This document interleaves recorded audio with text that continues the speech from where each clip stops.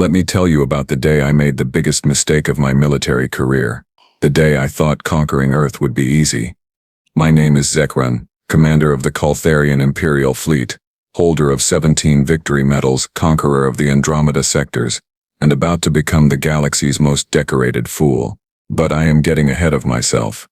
There I was, standing in the War Council chamber aboard my flagship, the Eternal Dominance, surrounded by the finest military minds the Kaltharian Empire had to offer, which, looking back now, was not saying much. "Gentlemen," I announced, pulling up the holographic display of Earth with a dramatic flourish that I had practiced 3 times in the mirror that morning, "I present to you our next conquest, a tiny blue marble inhabited by a species that calls themselves humans." The room erupted in laughter. Not polite chuckles, mind you, full-blown wheezing, slapping the table laughter. General Crix, my second-in-command who had never met a strategy he could not overcomplicate, wiped tears from his 3 eyes. "Commander, please tell me this is a joke. That pathetic little rock? They still use chemical propulsion for half their spacecraft. They burn dead plants for energy." Officer Plix added, her voice dripping with disbelief. "Dead plants, Zek'run. They literally set ancient organic matter on fire and think that is technology." I grinned, showing all 47 of my teeth. "Oh, it gets better. Their weapons, projectiles, tiny metal pieces they throw at each other using controlled explosions. Their most advanced fighter jets still require a biological pilot sitting inside, breathing their primitive atmosphere mix." Commander Threll, who had conquered 6 star systems before breakfast once, leaned back in his chair with a smug expression. "So what you are telling us is that this will be over before lunch, because I have reservations at the officers' mess for the victory celebration and I would hate to be late." "Before lunch?" I laughed, zooming in on the human fleet positions. "Threll, my optimistic friend, I give this 3 hours, 4 if they actually try to fight back, which, given their tactical history, seems unlikely. Look at this." I highlighted their defensive positions, a scattered array of maybe 200 vessels, most of them converted civilian craft with welded-on weapon systems that looked like they were assembled by children having a particularly uninspired arts and crafts session. "Their flagship," I continued, barely able to contain my amusement, "is called the Defiant Hope. They named it Hope, not Destroyer, or Annihilator, or something remotely intimidating. Hope. They are basically admitting defeat in their ship names." Plix studied the display, her analytical mind working overtime. "Their formation makes no tactical sense whatsoever. Ships scattered across 3 different orbital planes, no unified command structure we can detect, and their supply lines are—" She paused, squinting at the data. "Are they really running supplies through civilian transport shuttles?" "Yes." I slammed my hand on the table in delight. "Yes, they are. They are using pizza delivery routes to move ammunition." I checked twice, because I could not believe it the first time. The council chamber filled with renewed laughter. Kirk stood up, straightening his uniform. "Commander Zek'run, with all due respect, why are we even bothering with a full war council for this? We could send in a training squadron and call it a day. This is not a military operation, this is a cleanup detail." I nodded, secretly agreeing but enjoying the theatrics too much to cut it short. "True, but High Command wants this done properly. Full documentation, proper procedure, all the bureaucratic nonsense. Apparently the humans sent the Galactic Council a very polite letter asking us not to invade, and we need to officially reject their diplomatic overtures before we blast their cities into dust."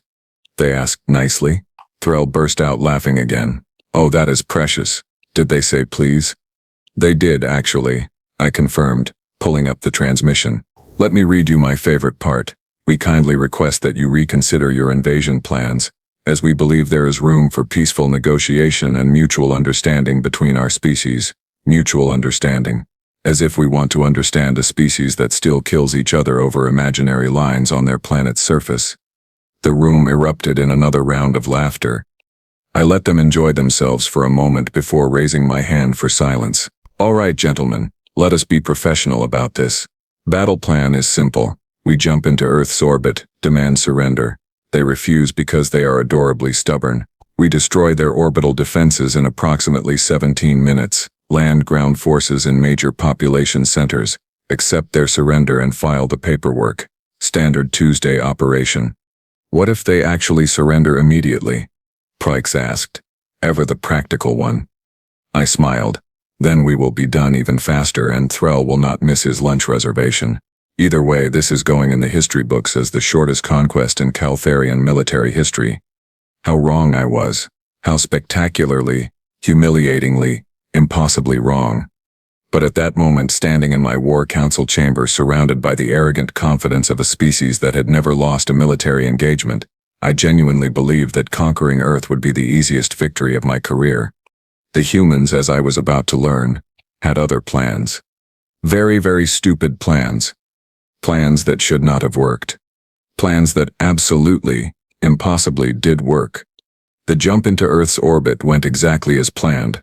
347 Kaltharian warships materialized in perfect formation, our weapons charged, our shields at maximum, our intimidation factor at approximately 11 out of 10. I stood on the bridge of the eternal dominance, hands clasped behind my back waiting for the inevitable panic transmission from Earth's leadership, the one where they begged for mercy, offered tribute, maybe cried a little, standard conquered species behavior. Instead, my communications officer looked up with confusion written across his face. Commander, we are receiving a transmission from Earth. Excellent, I said, settling into my command chair with practiced ease. Put it on screen. Let us see what excuse they have prepared for their inevitable defeat. The view screen flickered to life, and I found myself staring at a human woman who looked like she had seen exactly 0% of the fear I expected. She was middle-aged by human standards, wearing a dark blue uniform with more medals than I could count quickly, and sporting an eye patch over her left eye that somehow made her look more dangerous, not less. She was smiling. Not a nervous smile, not a diplomatic smile, a calm, almost amused smile that made something in my stomach twist uncomfortably. Greetings, she said, her voice steady and professional. I am Admiral Rebecca Hunt of the United Earth Defense Fleet. I assume you are here to demand our surrender. I blinked, momentarily thrown off by her directness. Yes, I am Commander Zek'run of the Kaltharian Imperial Fleet. You are hereby ordered to power down your defenses, ground all spacecraft, and prepare for occupation. Failure to comply will result in... Yeah, I am going to stop you right there. Hunt interrupted, holding up one hand. We appreciate the whole menacing conqueror routine. Very theatrical, clearly you practiced. But we are going to have to politely decline your generous offer of subjugation. The bridge went silent. Even the background hum of the ship's systems seemed to pause. You are declining, I managed to say, wondering if the translation software was malfunctioning. That is correct, she confirmed, that disturbing smile never wavering. We vote no on the whole invasion thing, so here is my counter-proposal. You turn your ships around, jump back to wherever you came from, and we all pretend this awkward moment never happened. Sound good? I heard Crick snort behind me, trying to suppress laughter. Several other bridge officers were not even bothering to hide their amusement. Admiral Hunt, I said, forcing my voice to sound patient and condescending, I do not think you understand the situation. We have 347 warships. You have, 200 barely functional vessels held together with optimism and prayer? This is not a negotiation. You are absolutely right, Hunt agreed cheerfully. This is not a negotiation. This is a warning. Turn around before things get awkward. Awkward, she said, awkward. I started laughing. I could not help it. The sheer audacity of this one-eyed human woman, sitting on her doomed planet, telling me that things might get awkward for the Kaltharian Empire was the funniest thing I had heard in years. Officer Plix, I said, wiping my eyes. Please destroy orbital station. I checked the display. Delta 7, the abandoned one. Let us show the good admiral what happens when things get, as she says, awkward. Plix hesitated for just a fraction of a second, something flickering across her face that I did not recognize. Then she nodded and relayed the order. 2 of our cruisers opened fire. Beams of concentrated energy lanced across space and struck the abandoned station, which exploded in a satisfyingly dramatic fireball that would have looked great in a recruitment video. I turned back to the view screen, expecting to see fear finally register on Hunt's face. She was still smiling. Nice light show, she commented. That all you got? Admiral, Your bravado is admirable but pointless, I said, my patience wearing thin. Surrender now or the next target will not be abandoned. Pass, Hunt said simply. But hey, you do what you need to do. We will be right here, waiting. The transmission cut off. I stared at the blank screen, feeling something I had not felt in a very long time during a military operation: uncertainty. Commander, Plex said quietly from her station, I am picking up unusual activity across the human fleet. Define unusual, I said, not taking my eyes off the screen. They are moving supplies and personnel, but not in any defensive pattern I recognize. Ships are breaking formation but not retreating. They are repositioning to coordinates that make no tactical sense whatsoever. Some are moving closer to us, some are spreading out toward the asteroid belt, and 3 just accelerated toward the moon. Panic, Crix declared confidently. They have no idea what they are doing. Typical pre-defeat confusion. But Plex was frowning at her readouts, her mandibles clicking in the way they did when she was processing something that bothered her. Commander, their supply movements are too coordinated to be panic. They are using civilian channels, commercial frequencies, even what appears to be social media to relay orders. It is chaotic, but it is organized somehow. I waved, dismissively. They are a primitive species trying to look busy, probably hoping we will get bored and leave. Proceed with the battle plan. All ships, advance to assault positions. Let us end this farce and get to the paperwork. The fleet moved forward, a wall of Kaltharian military might descending on Earth like an unstoppable tide. Admiral Hunt had said things might get awkward. I was about to learn that humans have a very different definition of awkward than the rest of the galaxy, and that their definition usually involves explosions, duct tape, and weaponized insanity. The first wave of our attack commenced at precisely 1400 hours, Galactic Standard Time. Our cruisers unleashed a barrage of plasma fire that should have vaporized the first line of human defense in approximately 8 seconds. At 9 seconds I realized something was very, very wrong. The human ships were not behaving like military vessels. They were not following any tactical doctrine I had ever seen, studied, or even heard about in drunken stories from disgraced commanders. They were acting like they had collectively lost their minds. Incoming vessel, Plex shouted, her voice cracking with confusion. Human frigate on collision course with asteroid cluster 7. I watched, bewildered, as a human ship accelerated directly into a massive asteroid, not toward it, into it. The ship impacted with enough force to shatter both the vessel and the rock into thousands of pieces of debris that immediately scattered into our advancing formation like the galaxy's most violent confetti. Evasive maneuvers, I barked, but it was too late. 3 of our forward cruisers took heavy impacts from asteroid fragments, their shields flaring as they tried to deflect debris moving at velocities that should not have been possible from a random collision. Did they just weaponize suicide? Kirks asked, staring at the tactical display in disbelief. Negative, sir, Plex reported, her voice tight. Sensors indicate the crew ejected in escape pods 3 seconds before impact. They deliberately calculated the collision to maximize debris spread into our formation. That is insane, I muttered. That is tactically insane. Who sacrifices a ship just to throw rocks at the enemy? As if answering my question, my communications system suddenly exploded with the worst sound I had ever experienced. And I once attended a Kaltharian opera festival, so that is saying something. It was music, if you could call it that, loud, distorted, with incomprehensible lyrics being screamed over what sounded like several dozen industrial accidents occurring simultaneously. What in the name of the 7 suns is that noise? I shouted, covering my auditory receptors.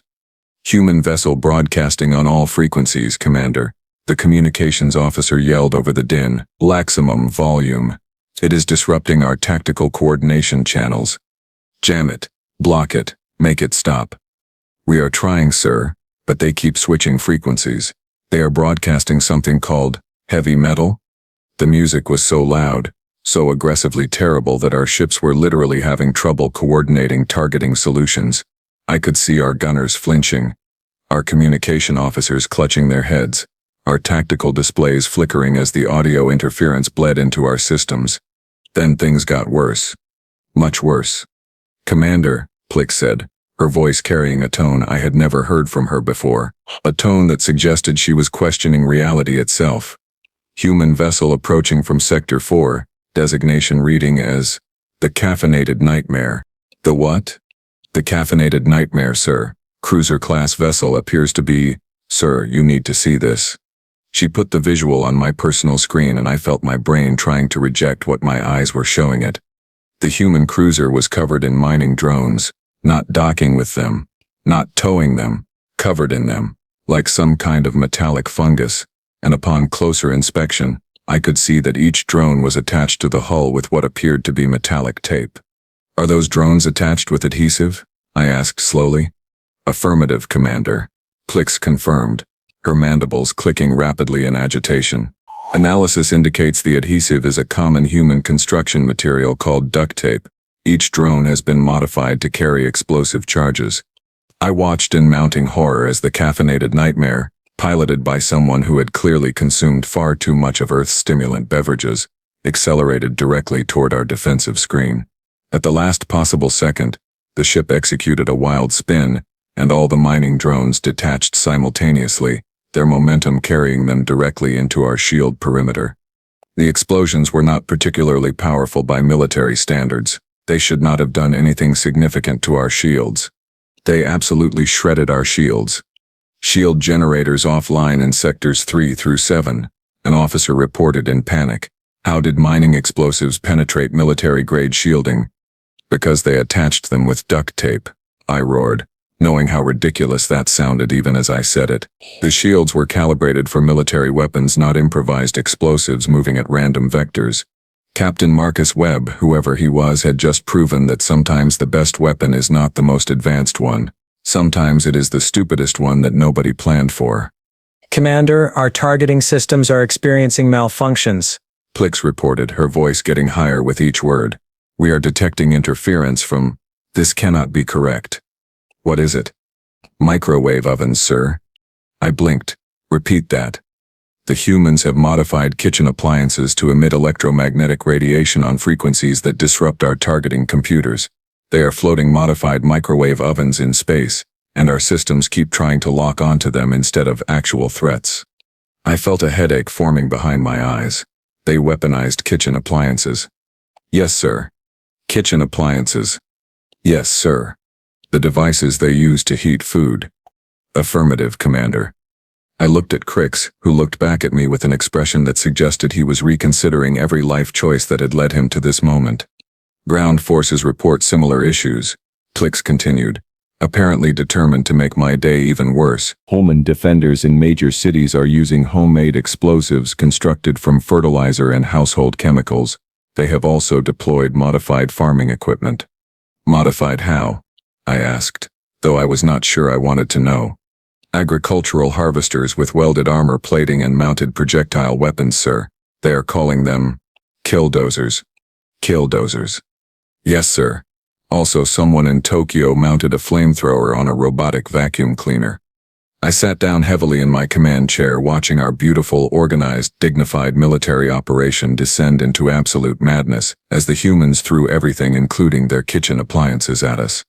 This was not warfare. This was not tactics. This was not even honorable combat. This was a species that had looked at every item in their civilization and asked themselves, but could we use this to hurt someone? And apparently the answer was always yes. All ships, maintain formation, I ordered, trying to sound more confident than I felt. They are just delaying the inevitable. We still have superior numbers, superior firepower, and superior technology. Even as I said it, I watched another human ship somehow use a tractor beam to grab one of our fighters and throw it into another one like a child throwing toys. The humans were not playing by any rules I understood, and I was starting to suspect that was exactly their strategy. 30 minutes into what should have been a 3-hour conquest, I was no longer sitting calmly in my command chair. I was pacing back and forth across the bridge, my headache evolving into a full-blown migraine, watching our tactical advantage evaporate like water on a sun-baked rock. The humans were not just improvising anymore, they were getting better at it, faster at it, more creative at it in ways that defied every military training manual ever written. Sir, We are receiving multiple conflicting orders across our command network, my communications officer reported, frantically trying to sort through the incoming transmissions. Fleet Group 7 has been ordered to pursue enemy targets in Sector 12. Fleet Group 3 was told to reinforce Sector 8. Fleet Group 9 received orders to return to the flagship for emergency briefing. I did not issue any of those orders, I said slowly, a cold realization creeping up my spine. I know, sir, the officer confirmed, his face pale, but the orders are coming through our encrypted military channels with proper authentication codes. Someone has hacked our communication network. That is impossible, Crix roared. Our encryption is military grade. It would take a team of expert cryptographers years to break our codes. Plix was already working at her station, her multiple limbs moving across controls faster than I could follow. Commander, I found the source. The intrusion is coming from Earth, specifically from a residential location in Seoul. The hacker's identification reads as Tommy Park, civilian communications engineer, age 26, education level, dropped out of university. I felt something snap inside my brain. A university dropout hacked our military communications. Affirmative, sir. And he is not just intercepting. He is actively issuing false orders. Half our fleet is currently chasing phantom targets or moving to coordinates where nothing exists. He is treating our tactical network like a video game. Find his signal and jam it, I shouted. He keeps changing frequencies, sir. Every time we block one, he switches to another. He is moving through our network faster than we can track him. I slammed my fist on the armrest, hard enough to dent the metal. Professional composure had officially left the building. How is one human civilian outsmarting our entire communications division? Nobody had an answer, probably because the answer was too humiliating to say out loud. Incoming fighter, damaged and venting atmosphere, a sensor technician called out. Trajectory indicates collision course with flagship Dominator. Shoot it down, I ordered. Trying, sir, but our targeting systems are still recovering from the microwave oven interference. I watched helplessly as a single human fighter, trailing fire and debris, somehow weaved through our defensive fire with maneuvers that should have torn the ship apart. The pilot was either incredibly skilled or incredibly lucky, and at this point I suspected both. The fighter did not attempt to ram the Dominator. That would have been too straightforward, too predictable, too reasonable. Instead, it flew directly into the flagship's open hangar bay. Close the hangar bay doors, someone screamed. Too late. The fighter skidded across the hangar deck, sparks flying, and came to rest among the Dominator's stored munitions and fuel reserves. For one beautiful, peaceful second, nothing happened. Then the fighter's reactor went critical. The explosion tore through the Dominator's hangar bay, setting off a chain reaction that ripped through the ship's lower decks. The flagship did not explode completely, but it was crippled, venting atmosphere and debris, listing to one side like a wounded animal. Pilot ejected 3 seconds before impact, Fritz reported numbly. Call sign Reckless Rita. Real name Rita Okonkwo. Shuttle recovery confirms she survived with minor injuries and is currently broadcasting a message that translates to, and I apologize for the crude language, sir. Get wrecked. Alien is cum punct apostrophe. I stared at the tactical display. One human pilot had just taken out a capital ship using a broken fighter and suicidal audacity. Sir, you need to see this, Plick said, pulling up a new data stream on the main screen. I have been monitoring human communication networks, and I think I found something worse than Tommy Park. How could anything be worse than Tommy Park? I asked, my voice hollow. They are coordinating attacks through social media platforms. I blinked. Through what? Social media, sir. Civilian communication networks where humans share information, images, and opinions. They are using it for tactical coordination. A physicist in Berlin calculates an attack vector and posts it online. A pilot in Sydney sees it 3 seconds later and implements it. An engineer in Buenos Aires suggests a modification to their weapons, and 20 different ships have it installed within minutes. They are crowdsourcing warfare. That makes no tactical sense, Creeks protested. Military operations require secure channels, clear chain of command, operational security. The humans do not care about operational security because we can see all their plans anyway, and they are making up new plans faster than we can respond to them. Plex shot back, her voice rising to match Crix's.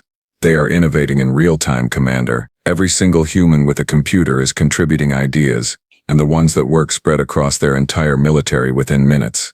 I opened my mouth to respond, but she was not finished. And it gets worse. A 16-year-old in Mumbai, a child apparently spent his afternoon analyzing our shield frequencies from publicly available sensor data. He calculated a harmonic weakness in our defensive grid and posted the solution on a forum. Within 10 minutes, every human ship knew about it. They are all exploiting it now. Our shields are operating at 60% efficiency because a teenager did math homework. I looked at the tactical display. She was right. Human fighters were punching through our shields with weapons that should have been deflected. All because some adolescent had gotten bored and decided to prove he was smarter than an entire alien military. How? I asked, not really expecting an answer. How are these primates doing this? Because they are not following doctrine, sir, Flick said quietly. We train for opponents who fight like us. Organized, hierarchical, predictable. The humans fight like a swarm of angry insects, each one independent but somehow working together. They do not have a central strategy because they are making it up as they go, and somehow impossibly it is working. An explosion rocked the eternal dominance as another improvised human weapon found its mark. Damage report. I barked. Port shield generator offline.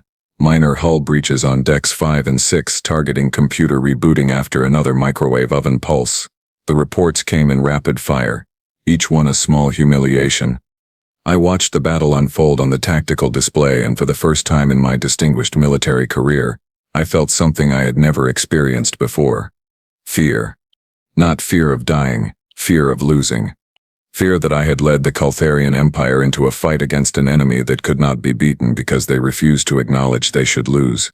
All ships, tighten defensive formation, I ordered, my voice strained. Focus fire on military targets only. Ignore the improvised nonsense. We still have superior firepower. Even as I gave the order, I watched a human cargo hauler somehow use its loading crane to grab one of our missiles mid-flight and throw it back at us. The humans were not just improvising. They were winning. And they were doing it with duct tape, social media, and weaponized kitchen appliances. My headache had evolved into what I suspected was a stress-induced aneurysm. This was not how wars were supposed to go. But then again, the humans had probably never read the manual on proper warfare. They were too busy writing their own. In crayon. While laughing, 2 hours into the battle with casualties mounting on both sides and my sanity hanging by a thread, Admiral Hunt's face appeared on my view screen again. She still looked calm. Infuriatingly. Impossibly calm. Commander Zek'run, she said. And I noticed she did not use my fancy titles this time, just my name. Like we were old colleagues catching up over drinks. I think we need to talk. I am done talking, Admiral, I growled, gesturing at the tactical display showing our losses. You have cost me 17 ships, hundreds of casualties, and what remains of my professional reputation. Whatever you have to say, I am not interested. That is unfortunate, Hunt replied, adjusting her eye patch slightly, because I was calling to offer you one last chance to retreat with most of your fleet intact. The bridge went silent. Even the background alarms seemed to pause. Retreat, I repeated, my voice dangerously quiet. You think I am going to retreat from a species that fights with duct tape and kitchen appliances? I think you should seriously consider it, Hunt said, her expression neutral. Because we have one more trick up our sleeve, and I promise you, Commander, you do not want to see it. Turn around now, and we will call this a draw. Pride intact, minimal losses, everyone goes home. This is the exit ramp. Zek'run, I strongly suggest you take it. Something in her voice made my skin prickle. She was not bluffing. I had interrogated enough prisoners and negotiated enough surrenders to know when someone was lying. Admiral Hunt was telling the truth. They had something else planned. And every instinct I possessed screamed at me to listen to her. Instead, my pride opened its big stupid mouth. No, I said firmly. I did not bring the entire Kaltharian fleet across the galaxy to be threatened by a species that weaponizes vacuum cleaners. You want to show me your final trick? Fine. I will show you overwhelming force. Every ship converge on Earth's last major defense station. We end this now. Hunt's expression did not change, but something flickered in her remaining eye. Disappointment maybe, or pity. All right then, she said softly. Do not say I did not warn you. Hunt out. The transmission ended.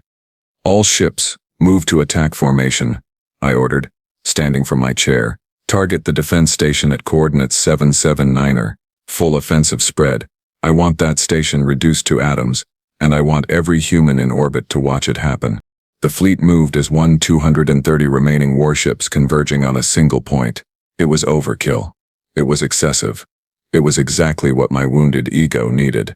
Sir, Plix said, her voice tight, this seems like an obvious trap. Of course it is a trap, I snapped, but we have enough firepower to spring whatever trap they have set and blast through it. They are out of surprises, Plex. They have thrown everything at us and we are still here. Commander, I am detecting an energy signature behind the moon, a sensor technician reported. Something large. Very large. Identify it, I ordered, my confidence wavering slightly. Scanning now, sir. It appears to be, I am not sure what it is. The structure is massive, but the composition is irregular. Reading multiple materials: steel, aluminum, carbon composite, and, is that construction scaffolding?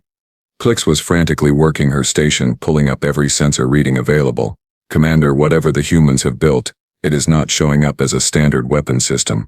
The power readings are enormous, but the construction looks improvised. Improvised, I repeated, feeling my headache return with a vengeance. Of course it is. Improvised. Everything these maniacs do is improvised. Sir, the structure is activating. The technician called out. Energy spike detected. It is massive.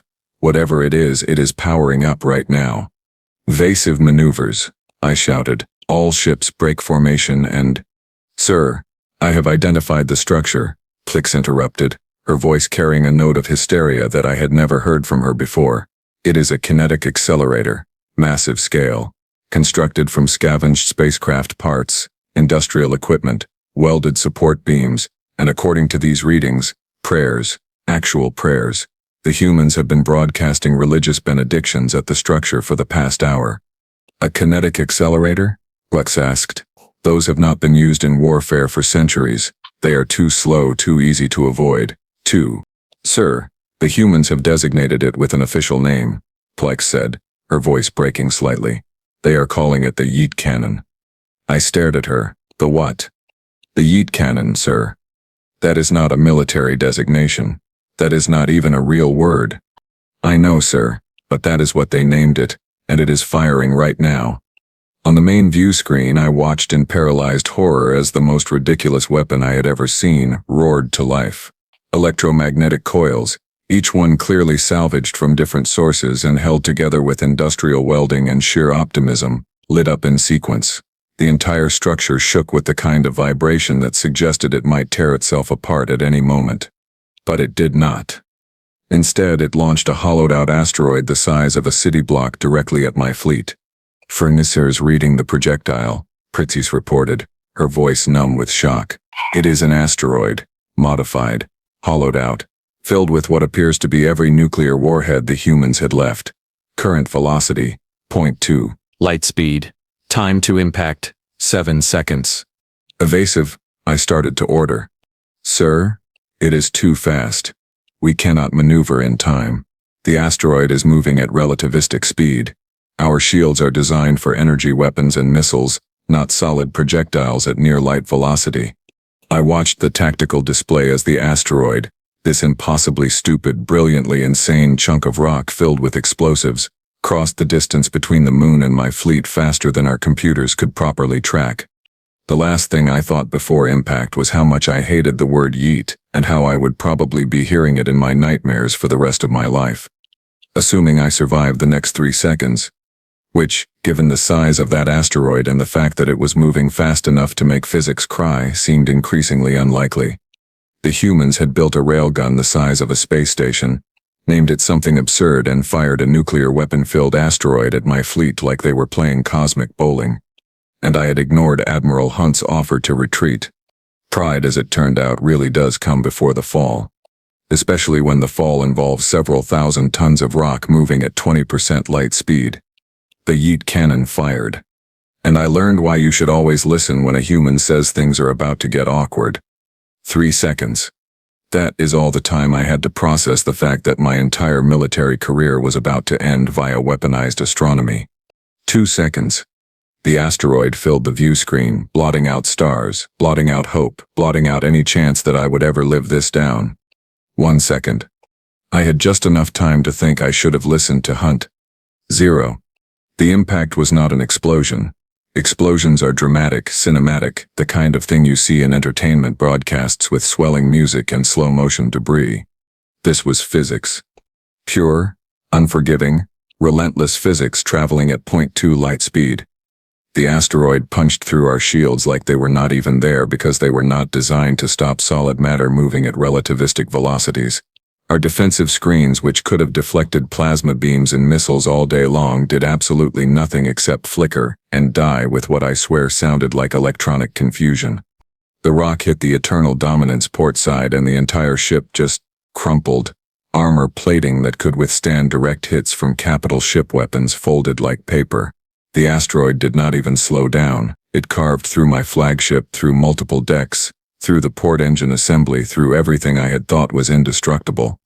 Then the nuclear warheads inside the asteroid detonated. I was thrown across the bridge by the shockwave, my body slamming into a support beam with enough force to crack something important. Alarms were screaming, but I could barely hear them over the sound of my ship dying. Emergency lighting flickered on, bathing everything in hellish red illumination. Smoke and fire were everywhere. "Plix," I shouted, coughing as smoke filled my lungs. "Plix, report." She was slumped over her station, unconscious, green blood trickling from a gash on her forehead. Crix was pinned under a collapsed ceiling panel, groaning. Half my bridge crew were not moving at all. I crawled, across the tilted deck toward the view screen, which was cracked but somehow still functioning. What I saw through that fractured display made my remaining hope shrivel up and die. The Eternal Dominance was venting atmosphere from a hole the size of a transport shuttle. We were listing at a 40-degree angle. Half our systems offline, power fluctuating wildly. Emergency force fields were the only thing keeping the bridge from explosive decompression. But that was not the worst part. The worst part was watching the rest of my fleet suffer the same fate we had. The asteroid had not stopped at my flagship. Its momentum had carried it through into our formation, and the nuclear detonations were chain reacting, catching ship after ship in overlapping blast waves. Vessels that had survived were trying to maneuver away, only to find that the humans had activated every other insane weapon they had been preparing. Modified satellites, hundreds of them, deorbited in synchronized patterns and rained debris down on our ships like metallic hail. Each impact was small, but there were so many that our shields could not compensate. Death by 1,000 cuts, except the cuts were pieces of human space junk moving at orbital velocities. Repurposed mining lasers, the kind used to cut through asteroids, sliced into our hulls with industrial precision. They were not military-grade weapons, but they did not need to be. They were designed to cut through rock. Our armor was just very organized, rock. I watched, numb with shock, as a human cargo vessel used its tractor beam to grab one of our cruisers and throw it into another Kaltharian ship. They were bowling. The humans were using our own vessels as bowling pins, and someone was apparently keeping score because I could hear cheering over the open communication channels. "They played us," I whispered. The realization hitting harder than the asteroid. The entire battle, every bizarre tactic, every improvised weapon, every stupid maneuver. They were buying time. Time to build that thing. The humans had never intended to win a conventional space battle. They knew they would lose ship-to-ship engagements, so they changed the rules. They made us focus on their chaotic tactics, while they constructed a weapon so absurd, so fundamentally stupid, that no sane military strategist would have seen it coming. Because no sane military strategist would have thought to hollow out an asteroid, fill it with nuclear weapons, and fire it at near light speed using a railgun held together with prayers and construction equipment. But the humans were not sane. They were creative, desperate, and absolutely refused to accept defeat. They fought dirty. They thought laterally. They looked at every rule of warfare and asked themselves, but what if we just ignored that? And somehow, impossibly, it worked. Communications, I croaked, pulling myself up using the command chair. All ships, full retreat. Emergency jump coordinates. Get us out of here now. Sir, the jump drives are damaged. It will take time to... I do not care if you have to push the ship manually, I roared, finding strength I did not know I had left. Get us away from this planet before they throw the moon at us next. Because at this point, I genuinely believed they might. The humans had taught me a valuable lesson today, one that I would carry for the rest of my life. Never underestimate a species that names its doomsday weapon the Yeet Cannon. Never assume victory against an enemy that weaponizes kitchen appliances. And never ever ignore a one-eyed admiral when she politely suggests you should leave. The Kaltharian Empire had come to Earth expecting an easy conquest. Instead, we got an education in creative violence, improvised warfare, and the terrifying reality that sometimes the best military strategy is to have no strategy at all. Just duct tape, audacity, and a willingness to throw rocks really, really hard. My fleet was in ruins. My flagship was dying. My career was over. And somewhere on Earth I knew Admiral Rebecca Hunt was probably smiling.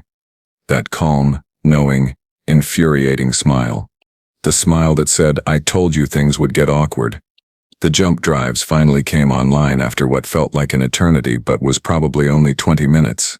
20 minutes of watching my fleet limp away from Earth like wounded animals fleeing a predator they had foolishly underestimated. Of the 347 ships I had brought to this cursed system, 192 were making the jump home. The rest were debris, wreckage, or captured hulks, being towed by gleeful human salvage crews who were probably already planning what kitchen appliances to build next. All ships accounted for, Commander. Plex reported weakly from her station. She had regained consciousness 10 minutes ago, sporting a bandage around her head, and a 1,000-yard stare that I suspected mirrored my own. Jump sequence ready. We can leave anytime. Do it, I said, my voice hoarse from shouting and smoke inhalation. Get us out of... Incoming transmission from Earth, the communications officer interrupted. Admiral Hunt requesting to speak with you, Commander. Every fiber of my being wanted to refuse, to jump away without giving that woman the satisfaction of a final conversation. But something stopped me. Maybe curiosity, maybe masochism, maybe I just needed to understand how we had lost so badly. Put her through, I sighed, settling into my damaged command chair that now leaned at an uncomfortable angle. Admiral Hunt appeared on the view screen. Her uniform was slightly disheveled now, a few more scorch marks than before, but that infuriating calm remained. She was not smiling anymore, though. She looked almost sympathetic. Commander Zek'run, she said quietly. I wanted to speak with you before you left. Come to gloat? I asked bitterly. To celebrate your victory over the mighty Kaltharian Empire. No, Hunt said simply. I wanted to explain, because I think you deserve to understand what happened here today. I gestured weakly at the view screen. Please, enlighten me. Tell me how you defeated a superior military force with duct tape and weaponized astronomy. Hunt leaned forward slightly, her single eye focused intently on me. Commander, humans have been fighting for our entire existence, not just fighting others, fighting each other. For thousands of years we have waged war on our own species using every tactic, every strategy, every dirty trick imaginable. She paused, letting that sink in. We have survived ice ages, plagues, asteroid impacts, and countless extinction events. We have learned to turn every setback into a comeback, every disadvantage into an opportunity. Guerrilla warfare, asymmetric tactics, improvisation under pressure, these are not new concepts for us. These are survival skills we have honed over millennia. I listened, transfixed despite my exhaustion. Your military is impressive, Commander. Your technology is superior. Your training is exceptional. But you train to fight opponents like yourselves, organized, hierarchical, predictable. You prepared for a conventional war. Hunt's expression softened slightly. We do not do conventional. We cannot afford to. When you are outgunned and outmatched, you learn to fight dirty. You learn to be unpredictable. You learn that the enemy's strengths can become weaknesses if you are creative enough. So you threw everything at us, I said slowly, understanding dawning. The chaos, the improvisation, The absurd tactics. You were exploiting our expectations. Exactly, Hunt confirmed. Every time you dismissed our methods as primitive or stupid, you gave us an advantage. You underestimated us because we did not fight the way you thought wars should be fought. She leaned back in her chair.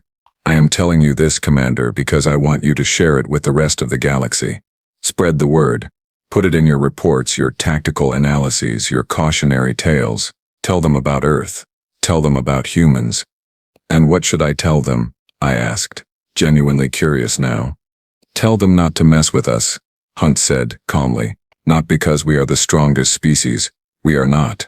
Not because we are the smartest. We are probably not that either.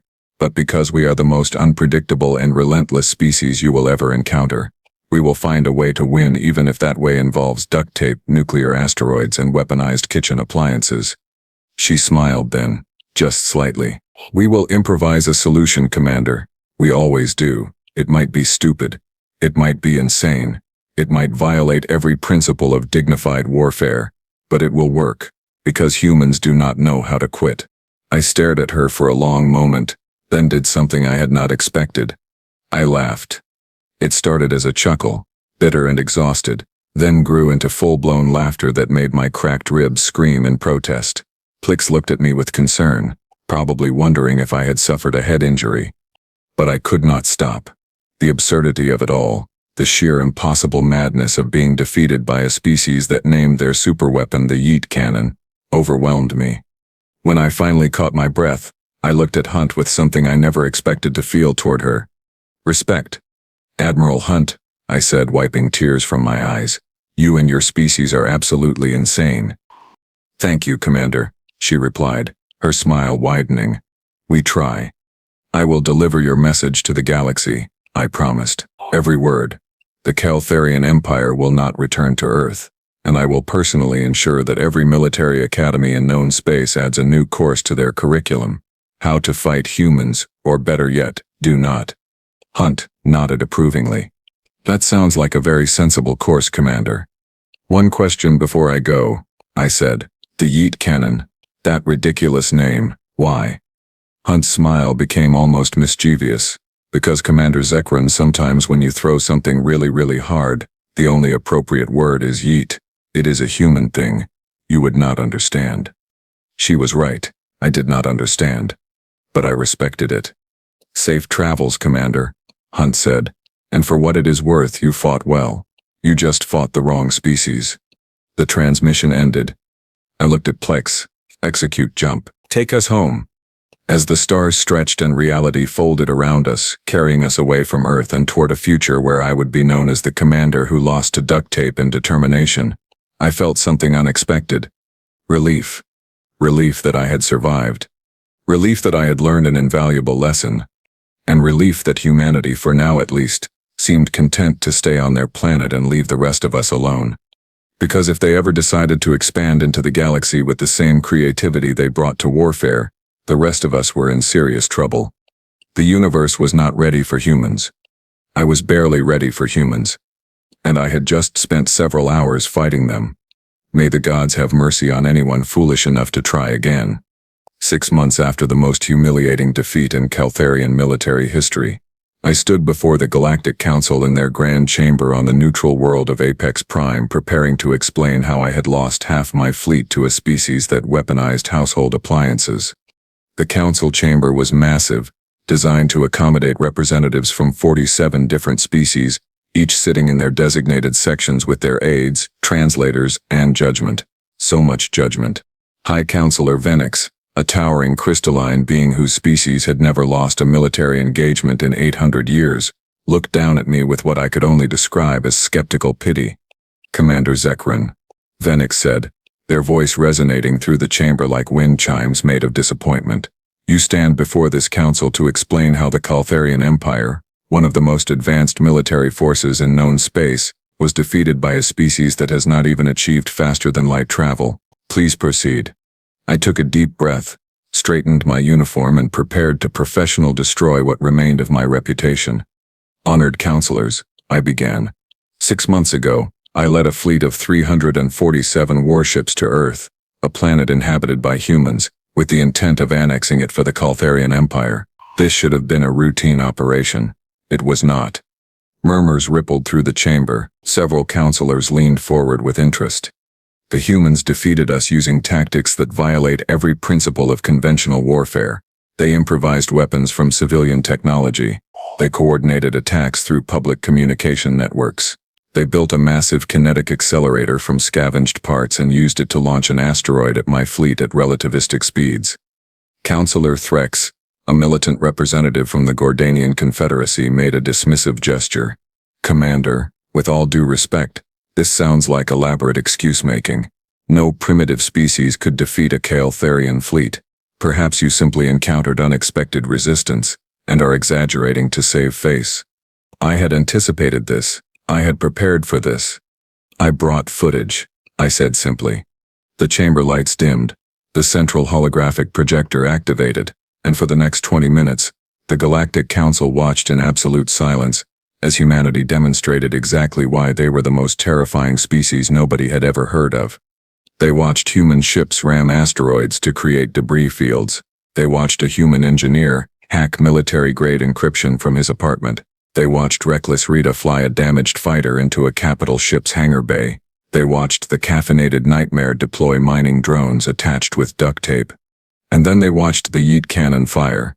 The moment the hollowed-out asteroid smashed through the Eternal Dominance at 0.2 light speed, I heard several counselors gasp.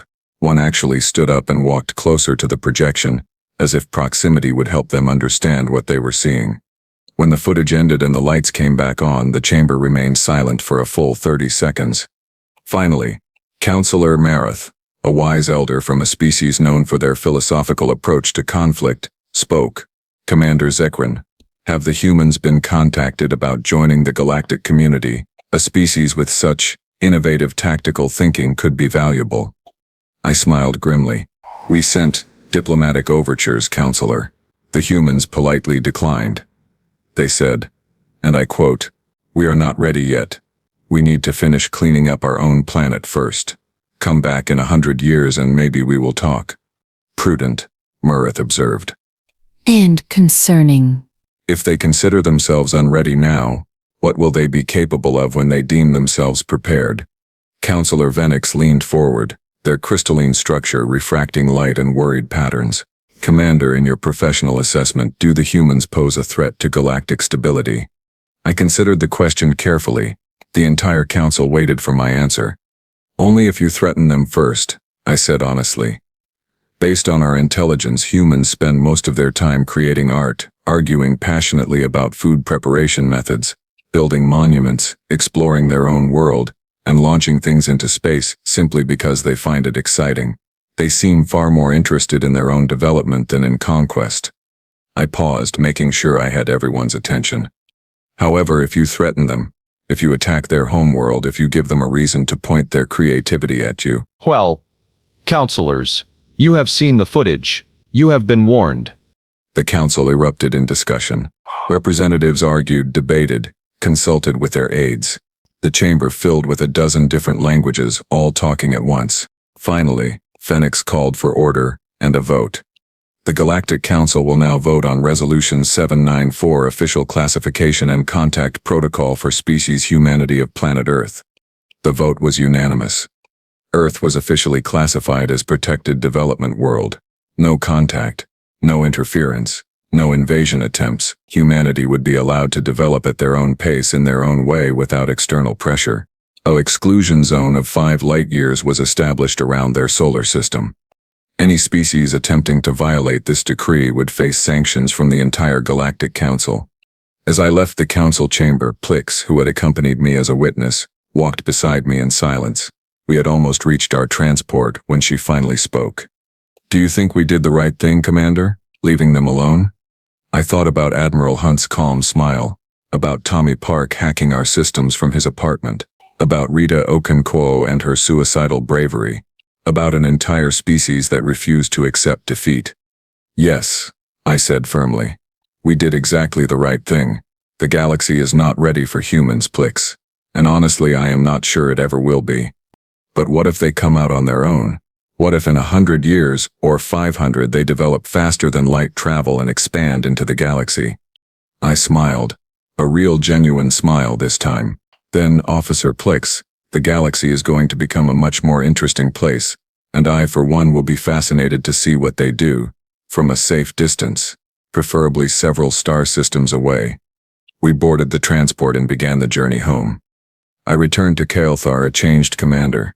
The military reassigned me to a training position, which after the disaster at Earth was essentially a demotion wrapped in diplomatic language, but I did not mind. Because I had the most important teaching position in the entire Kaltharian Defense Force.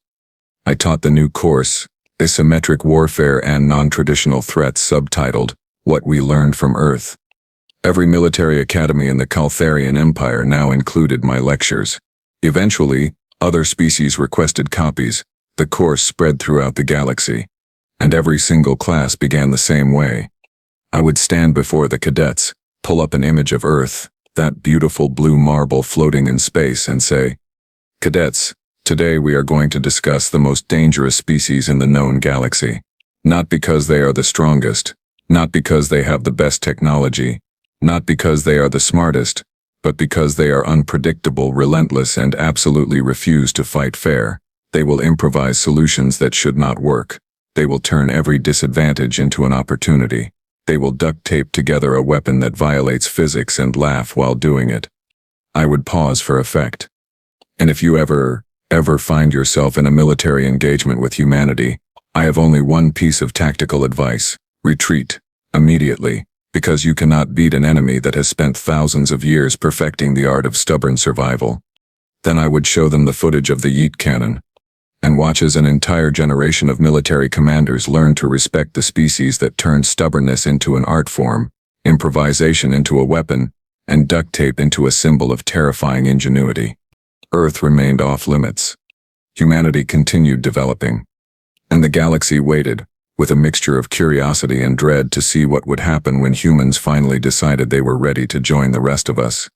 Because when that day came, nothing would ever be the same. The humans were coming. Eventually. And we would all just have to be ready for whatever insane, brilliant, impossible thing they decided to do next. May the stars have mercy on us all.